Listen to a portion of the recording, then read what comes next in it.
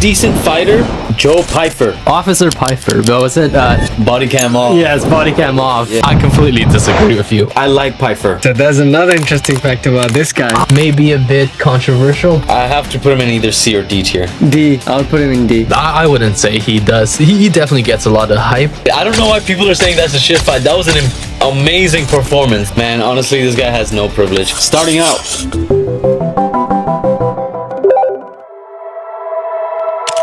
Hey guys, welcome back. You're watching U3 with another react video for you today. As always, you got Khalid with you. You've got Sanjeev. Sanjeev back in the building, baby. And we got Mr. Chris. Yeah, casual MMA fan. Well, Chris has got some crispy, juicy details, I'm telling you that. As always. Now, Khalid, what are we going to be talking about today? We're going to be continuing our Dana White Privilege series. We're going to be doing another tier list. Today, we're going to be ranking the top middleweights in the UFC in terms of the Dana White Privilege. So let's get it started right away, guys. Starting out, we've got Joe Pyfer. Officer Pyfer, but was it? Body cam off. Yes, body cam off. Yes. Straight from the salt mines of Philadelphia. Yes, the saltiest fighter in the UFC. Sir.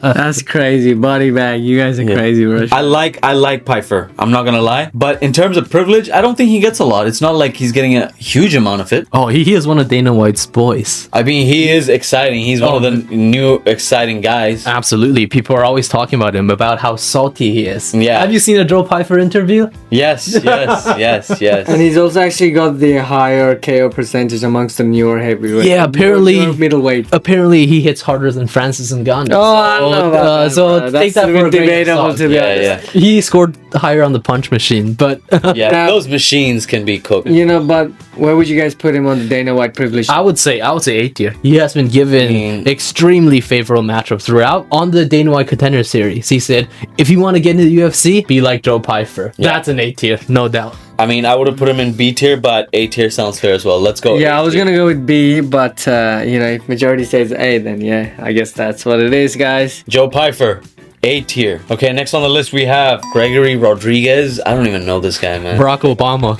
Barack Obama. RoboCop. Man, honestly, this guy has no privilege. Come on, I have to put him in. No. I have to put him in either C or D tier. D. I would put him in D for sure. I may be a B. It's like, it's just there, really. I I mean, see look, the anything guy was the happening. Brazilian Jiu-Jitsu champion before that, but still, in terms of Dana White privilege, I don't think he's up there. Let's do C tier. Let's meet in the middle and do C tier. How about that? Yep, agreed. Okay, Gregory Rodriguez, C tier. Now, next we have Paulo Costa. Hey, I have something to say about Paulo, okay? He is a decent fighter, but he's not a top tier guy. But he gets a lot of favorable matchups from Uncle Dana. Oh, absolutely. Isn't he nicknamed the Eraser? Yes.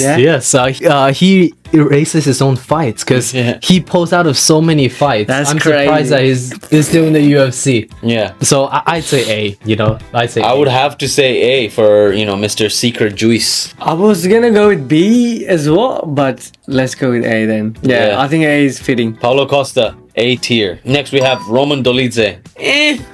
Nobody gives a shit about Roman Dolidze. D, brother is straight up D. He can't even get close to Dana's D, bro. Someone tell me, anyone here who goes on, like UFC Fight Pass and says, hey, let's put up that Roman Dolidze fight? No, you don't. No, you doesn't don't. happen. Where would you guys put him? Maybe C tier. C tier? C, yeah. C tier sounds fair. All right, Roman Dolidze, C tier. Next we have Jared Cannonier. Ooh, that's an interesting one. I like Jared Cannonier as a fighter. His performances might not always be, what you would expect. Yeah, he started off in heavyweight though, and then he cut down to divisions. Ah, yes, people forget. Yeah, people forget he is such a beast. But the knockout power is insane. Yeah. Crazy. But I don't think he's been doing well in his last few fights. No, he hasn't been getting much Dana White privilege. I remember he beat Sean Strickland, but Sean Strickland got a title shot over him. So I think that's a B tier.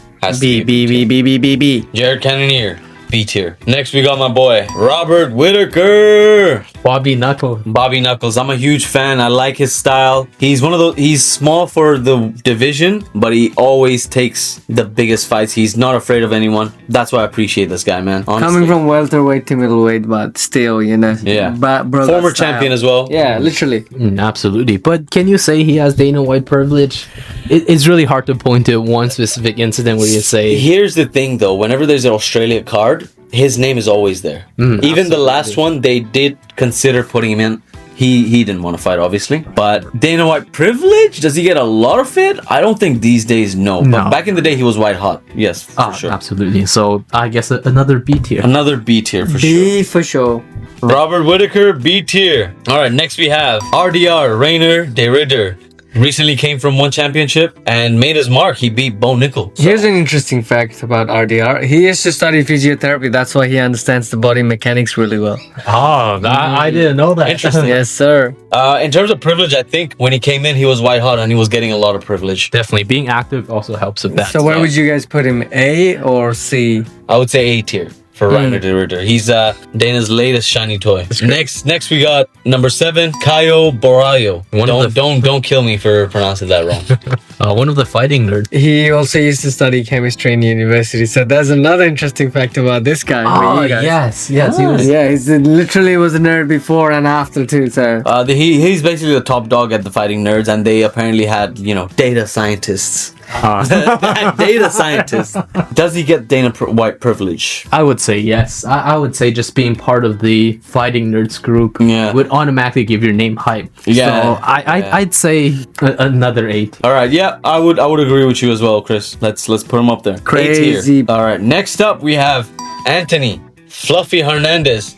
Recently lost to Sean Strickland. Does he get Dana White privilege, Chris? I wouldn't say he does. He definitely gets a lot of hype from his pressure wrestling style, but in terms of privilege, I think he earns his shot just like any contender. So you're right, and now he's gonna get back in the line, I think. Yep. C tier for me. I'd say B tier. No lower than B tier. B tier sounds okay for Anthony. Let's do B tier. Anthony Fluffy Hernandez. B tier. Next up, Mr. Israel Adesanya. Yeah, we got the style bender. We got the Chinese dragon himself.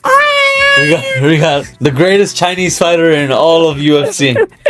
Israel Adesanya. Look, back in the day, 1,000% he was a S tier. Oh, absolutely. Kickboxing fights, crazy. 80 professional kickboxing fights. But would you say he's still at that S tier level of Dana White privilege? His next fight is against Joe Pyfer. So it seems very clear that the UFC is trying to use Israel's name to build up Joe Pyfer. Yeah. So he's still a big star. Yeah, and he could still come back. Yep. I'm not saying that he can't. If there's anyone that can do it, it's Israel, obviously. Absolutely. A tier for me. Yep, A tier. A tier. Let's go A tier. I mean, a couple years ago, if you asked me, S tier instantly. Israel Adesanya, A tier. Now next we have Brendan Allen, youngest champion in LFA. That's crazy. What do you guys think about Brendan Allen? He great performance against Reinier de Ridder in his last fight. Completely broke him, but his last fights before that, his performance wasn't as impressive actually. Yeah, no. So is he getting a bit of privilege? Maybe now, but I don't think historically he's been getting. I would say average overall B tier. Yeah,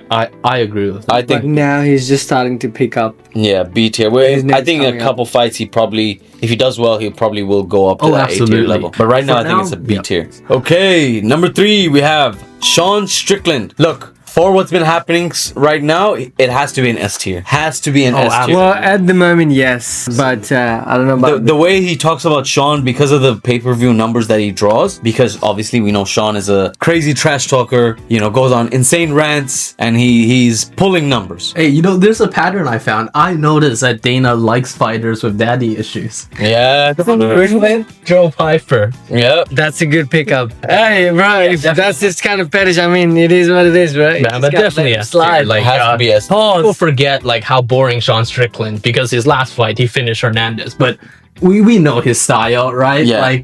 Like anyone without Dana White privilege having this style. Not only that, he got beat by Pereira. Here's the thing, Sean has losses and he still gets title shots. So that's actually a bit insane. And he's got 2 losses with DDP, lost to Pereira as well. So yeah, absolutely. His fighting style is so boring. People forget that because his last fight he got a finish, right? Yeah. But so yeah, S tier for me. Yeah, S tier for me as well. Sean Strickland, S tier. All right, next we have another Dagestani, but French Dagestani. French Dagestani. Move from Nasiruddin Imamov. So this is a guy that, you know, he's been Blend doing... Russian grappling with European striking. So he's been doing a bit of, you know, marketing. He's been promoting fights recently, but he doesn't really speak in English. So that makes it a little bit difficult for him. Yeah, absolutely holds him back. That holds him back for sure. And I don't think, you know, Dana loves the fighters that have that sort of style. What really convinced me that he does not have Dana White privilege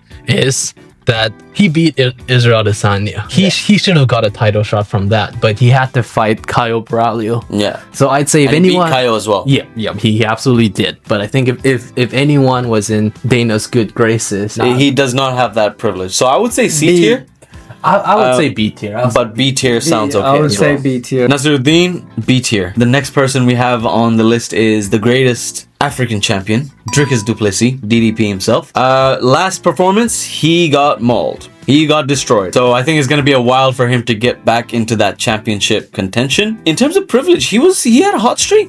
I would say He had did, a hot but streak. I'm gonna just inject my bias into this, even though it's not needed. Yeah. I love DDP, but his last performance really hurt me, and I also feel like he should be a bigger star than he is. Like his fighting style is exciting, fan friendly, and is a great trash talker. Made two champions cry in a row. That's crazy, isn't is it? on another level. When he made Sean Strickland and Izzy cry, I knew that this guy is elite on the mic. The question I ask when I say, how much Dana White privilege does he have? I'd say he's a B tier.